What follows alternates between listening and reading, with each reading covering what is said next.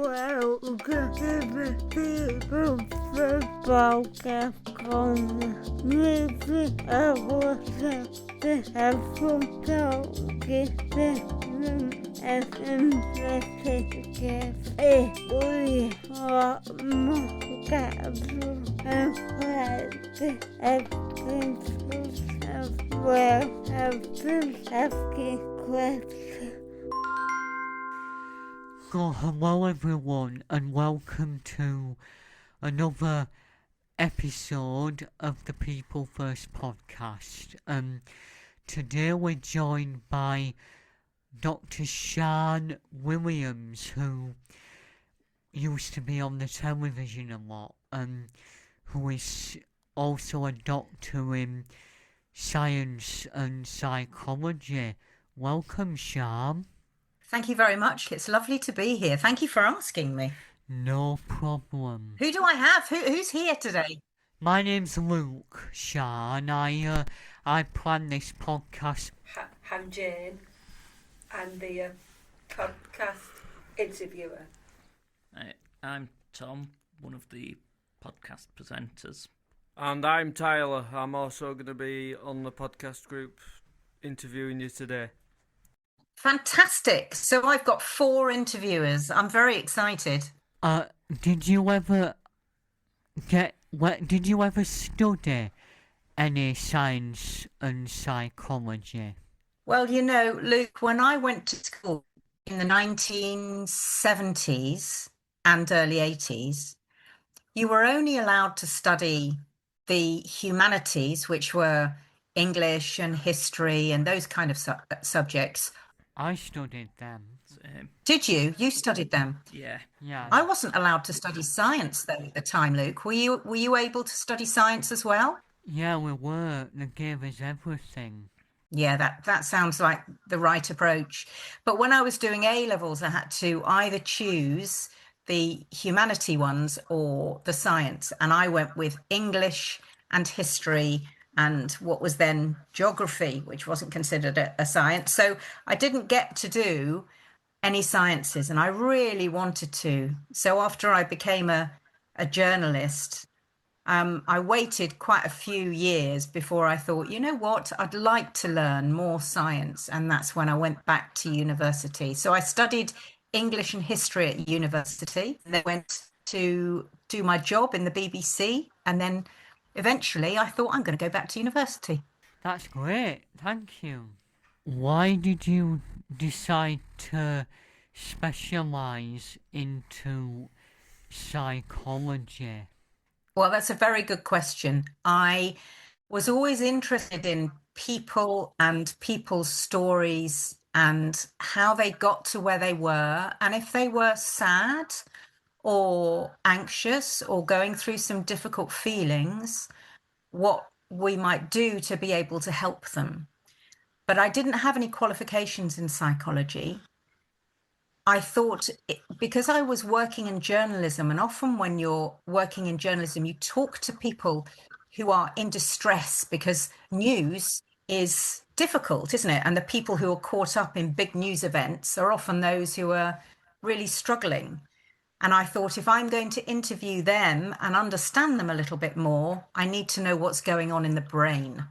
So that's when I decided to do a science master's in psychology. So I did it while I was still a newsreader. So most of my career, I've been a newsreader at the BBC. And it was wonderful. And I enjoyed going back to university. I was in my 40s, though, when I did that. So I had a lot to learn. That's great. Thank you. Did you have a dream of being on the TV when you started your career? Oh, Jane, you know what? I didn't think I would ever become a TV presenter when I started my career in journalism. My dad was a journalist, but he wrote for newspapers. When I went into journalism, I was a producer, so I wasn't sitting in front of the microphone like you are and Luke and Tom and Tyler. I wasn't doing that job of asking questions. I was the person putting the program together. And I really enjoyed that job. And I didn't really think about becoming a presenter. And then one day when I was helping out with screen tests, so that's when people, you know, have a go at being a presenter and see whether they're any good at it. I was filling in for somebody who had dropped out, so I was just standing in. And then after I'd done it, one of the bosses said, "Would you like a job as a presenter on the telly?" And I said, "No, not really. I like the job that I'm doing." So it took a while to be convinced that that was going to be a nice job for me, but I really loved it, and I was very lucky to have it. How many different job roles have you had, and what's been the best so far? How many job roles have I had, and what's been the best so far? Ooh, that's a complicated one for me. How many job roles have I had? Well, if I think about it, and I've not been asked that before, I've been a reporter, a presenter, a producer, a psychologist. I help people with trauma for a bit, and so that's it. So I'm up to 5. There are probably quite a lot more. I think I also, at one stage, I made a lot of tea for people. So I was the tea maker. I've been a volunteer. So we're up to 7. But I'll probably keep going, Jane. There's probably many more than that, I would imagine. My question to you, Sian, is since you've worked with people with anxiety and trauma, what are the best ways to deal? What do you think the best ways to deal with anxiety are from your perspective? Oh, that's another good question, Tyler. Thank you. I would say noticing when difficult thoughts and feelings and behaviors come up. Because sometimes when we feel difficult stuff, we want to run away from it or hide from it or stop it or just put it away and ignore it. And I think one thing I've learned is that just makes it bigger. So it's like a tug of war with a monster.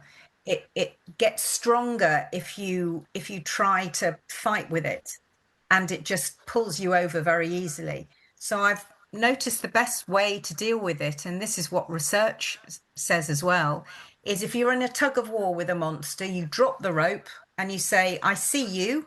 I know what you're trying to do. Thank you very much, but I'm choosing not to engage with you like this." So I think the first thing is to notice your anxiety. Where are you holding it in your body? What are the thoughts that are coming up in your head? What is it making you do? Is it making you stay places and things that you enjoy? And then thinking to yourself, is there another way I can deal with this anxiety that is a kinder way, that's a more compassionate way? I think we're very good at being self-critical to ourselves and saying, you shouldn't feel like this and you shouldn't feel like that and you shouldn't have this anxiety, rather than saying, we all have anxiety. Anxiety is safe. It's just sometimes it gets it wrong. Sometimes it gets it wrong and it can be really, really loud. And then we say, thank you, anxiety. I hear what you, but I'm going to bring something else in to be kinder. And then to bring in some coping strategies. I'm sure you all have different coping strategies that you can use, which help when you're feeling under pressure. And that might be going outside and getting some fresh air, or it might be being with friends, or it might be being in a group setting like you are now and being amongst people that you feel really safe and supported with. Those sorts of things are really, really good at helping you deal with anxiety. Does that answer your question, Tyler? Yes, thank you. How long did you present the UK's BBC breakfast programme? Well, now you're making me really think, how long did I present the BBC Breakfast programme for? I started at BBC Breakfast in 2001 and I finished in 2012. So that's 11 years. I was there for 11 years. And you know, Jane, it was one of the best jobs in the world because I was working with a team that I really loved. And I was working with somebody called Bill Turnbull, who was sitting next to me, because you very often have two people sitting side by side if you've watched BBC Breakfast. So Bill Turnbull was sitting next to me. And then we had Carol Kirkwood, who did the weather. And it was a lovely, lovely team. And even though I was getting up at 3:30 every single morning and doing that for over 10 years, it was a privilege. It was an absolute joy because I was working with people that I really loved and respected. I prefer not to wake up and get up in the middle of the night. Yeah, I Yes. think we all do. Things more like this, you've got to be committed. You have got to be committed, Luke. But I think if you're doing something you enjoy, sometimes you make other things fit. You know, you think, well, I really love doing this, and in order to do this, I know I need to get up very early in the Yes. and at 6 now, and it's been ages. So I like that. So yeah, I think you've got to do what fits best for you, haven't you? Who has been your biggest influence in journalism and why? Biggest influence in journalism, I would say. Am I allowed to have my dad, Tyler? Yes. Good. I would say it was my dad because he was a lovely man and really cared about the stories he worked on. And his job seemed really exciting as well. He worked on a lot of newspapers. So I was inspired by him. But you know, now I'm talking about it, I'm also thinking about my mum. My mum was a nurse and she worked as a nurse for 40 years and she was really caring. So she cared about the people she worked with in a different way. And I think the two of them together helped me understand that what I wanted to do was to be a storyteller and to hear people's stories. So I'm much more comfortable being the one behind the microphone asking you questions and hearing about your experience and what you love most and who inspires you most than I am talking about myself. But I think probably the two people that most inspired me to do what I did, both in psychology and journalism, would be my mum and dad. Okay, thank you. Thank you. Have you ever written any advice books or manuals about your experiences? I have. I've written two. My first book was called Rise, Surviving and Thriving After Trauma. And that came about because I was working a lot in the NHS service. But even before that, I had been seeing a lot of people who were very impacted by difficult experiences, really traumatic experiences. And I wanted to know how they recovered and whether they could recover well. And if they had recovered well, what advice they would give to us. So I was just recovering from a cancer experience myself at the time. So I was doing loads and loads of research into what works well so that you can recover well after something difficult. That was my first book. Yeah. And then my second book, which just came out last month, is called The Power of Anxiety, How to Ride the Worry Wave. And that is about living well with anxiety and all the coping strategies that we can use, all the tips and tools that we can use to help us do that well, to live in challenging, difficult times. Thank you. Pleasure. Have you got any suggestions for anyone listening that wants to get into psychology or journalism?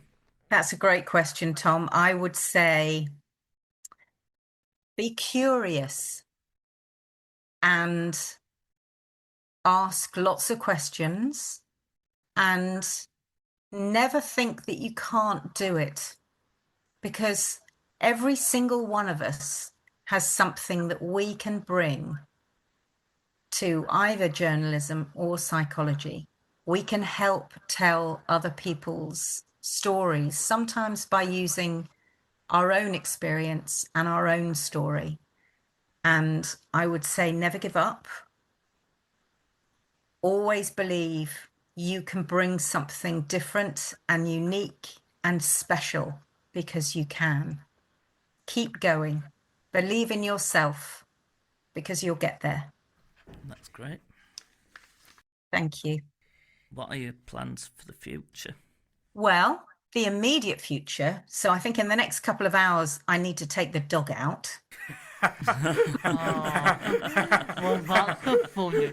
That's a kind of normal, everyday plan, innit? I've never had any pets. What? Yeah, I've got a little black Labrador. Well, she's a cross between a lab and a cocker spaniel, and she's normally sitting in this room that I'm sitting in at the moment on the sofa. But I knew that if I was talking to you, she'd start jumping up and, telling me that I need to grab the lead and we need to head out for a walk. So that's little Molly. So I will be taking Molly out for a walk. And then at the weekend, we're going to a book festival where I'm going to be talking about my book. And I'm also working in the NHS. So there'll be more people to talk to and hopefully try to help. So that's my plan. I never look too far beyond, Tom. I never have a big 5-year plan or 10-year plan. I just think, what's going to be interesting now and in the next week or in the next couple of months? Best idea, to be honest. Just take it as it comes, really, I find. Yeah, it's the best idea, isn't it?